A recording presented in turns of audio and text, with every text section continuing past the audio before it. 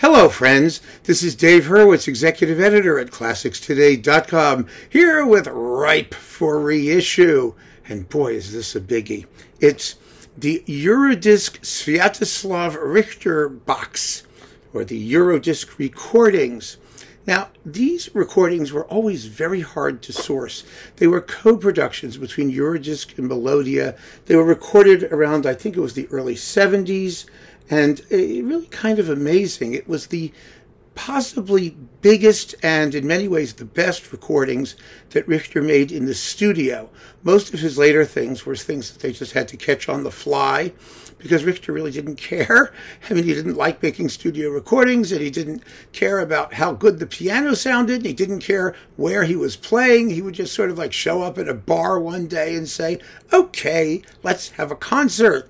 And someone with a microphone would record it, and it would show up on a label. I mean, you know, he was unquestionably one of the great pianists of the 20th century.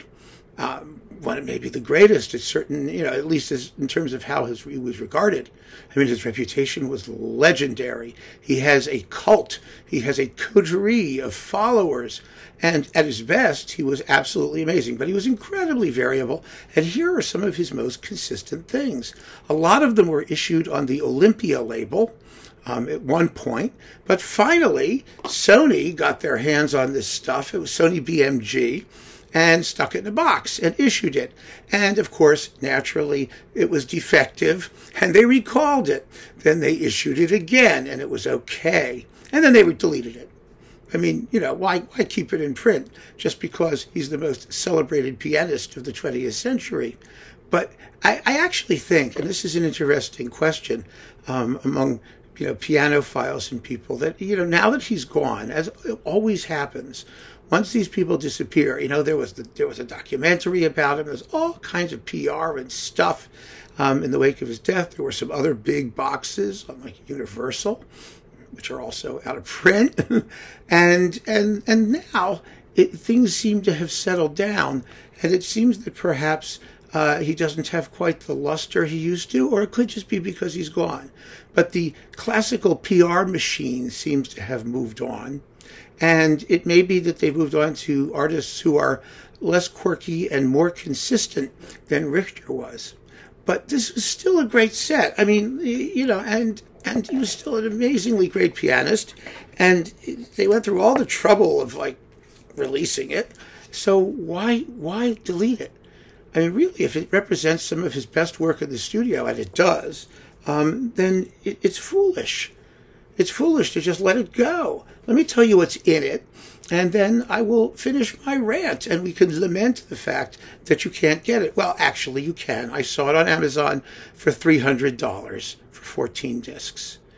No, absolutely not. The greatest artist in the world isn't worth $300 for 14 discs. So here we go. First, you get his Well-Tempered Clavier, which is legendary for some very slow tempos in places, but it's still legendary. And, for what it is, it's remarkable. And then we have some Beethoven Variations, including the Eroica Variations, and Beethoven Piano Sonatas, number 27, the Schumann Symphonic Etudes, Schumann's Bunte Blätter, some Brahms piano pieces, 2 intermezzi, and one of his ballade in G minor, Rachmaninoff Preludes, yay, those are fun.